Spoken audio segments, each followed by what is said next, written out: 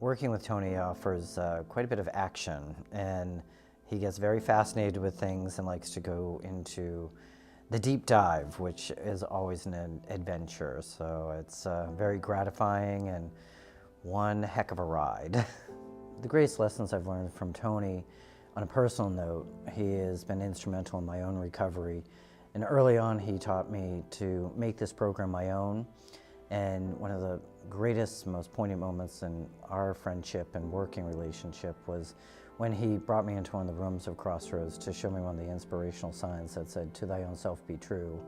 And he said that that was the cornerstone of his sobriety, and he helped transfer that to me, and it's really created a foundation for me to be healthy and happy on a daily basis and be engaged in life. So his impact on myself, and I know literally hundreds of thousands of people by the work that he's done by keeping Crossroads open and safe and welcoming each day, is really transcended all over the world. So many owe their life and their sobriety to the work he's done. I think my dad's success, as well as his longevity, have been due to the fact that he has been blessed to find something that he loves and is passionate about. He can do it every day, and he's also fashioned himself a life in which he can do it on his own terms. My dad's idea of a hobby isn't what you would typically think of, photography or crafts or anything like that. He loves to read, of course, but his idea of a hobby is putting together a men's retreat twice a year. He's been doing that for, 20, 30 years, something like that. He runs the whole thing himself. He organizes it, gets the list, gets the programs together, and he'll spend months and months and months doing that. That's his idea of a hobby. Tony and I met back in the 70s. I moved here in 72, and it was in the late 70s I met Tony playing tennis over at the Bath and Tennis Club in Gulfstream. He's a very good tennis player, and his line calls were always honest. A lot of people wouldn't, think about that, but it showed his character. Tony's success, I think, came from Tony's failures and his persistence. He realized early on what were his weaknesses, and he adjusted his life to those weaknesses and turned them into strengths. I've had a long working relationship with Tony. We first got together in the recovery industry with the CRC Recovery Foundation, and we were both on the board.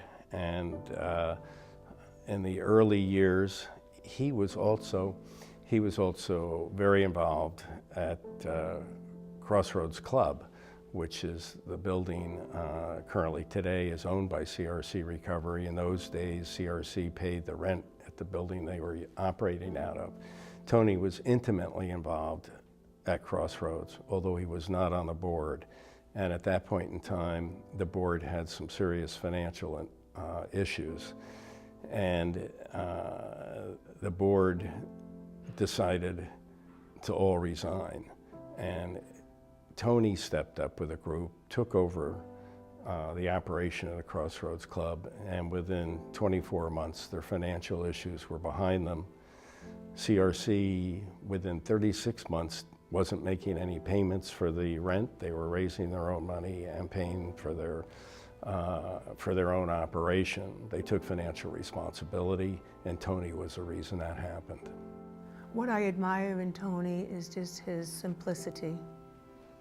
He is just such a simple man who is so grateful to wake up every morning and go to work and help others and then say thank you at night. And that works for him, and I'm following hopefully in his footsteps. Tony is my husband's sponsor, and my husband Joe was estranged from his children for over 25 years. So that was one of the greatest gifts that he has received, and me also, because my dad never got sober.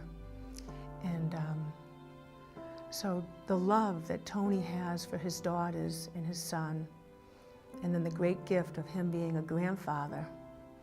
When my husband came into the program, he had no one in his life.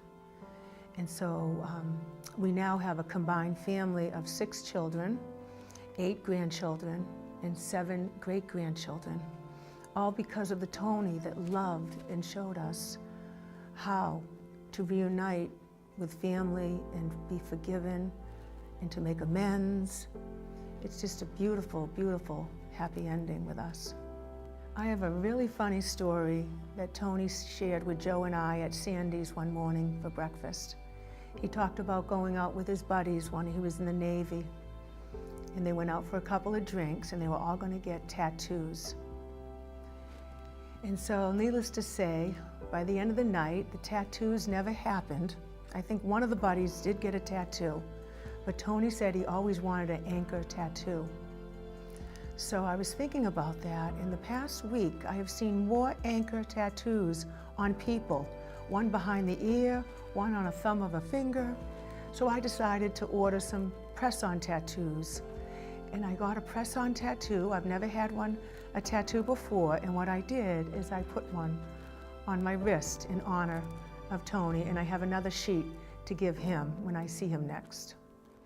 Tony, this morning when you're being honored, know that all of your friends, family are behind you. We support you, and we're so proud of you and happy that Sierra Tucson has chosen you for this Lifetime Achievement Award.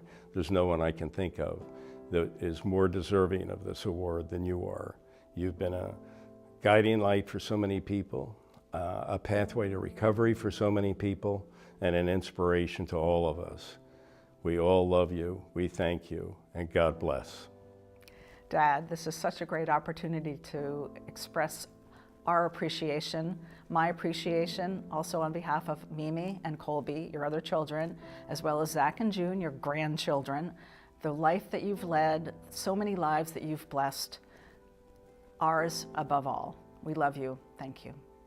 Tony, I want to thank you for being a mentor, a friend, and a colleague who has inspired me to be part of society again and bring to the table an energy and a reverence for life that has really made a difference in my life and so many other people throughout Palm Beach County and the world. And this is just a small accolade of what you deserve, and your humbleness is definitely inspiring, but thank you for giving us the opportunity to recognize such valuable contributions. That I remember the other day you came into my house and there was the Drop the Rock book with the ripple effect, and I don't know if you ever know how big of a ripple you've had in people's lives, but we're all here to tell you how much we love you and appreciate the ripple that started on May 10th of 1982, and it's cascaded into so many lives. So I love you and thank you for being my inspiration. Tony, Joe and I are so excited to be here with you today and to honor you and your friendship and your love for others. And you have just touched our lives so deeply. Without you, I'm not sure if I would even be here in Florida. I've stayed because of your dedication, proving to me that perseverance pays off, and loving and helping others is my job as it is yours. And I am so grateful to be here today to celebrate with you, because we love you very much.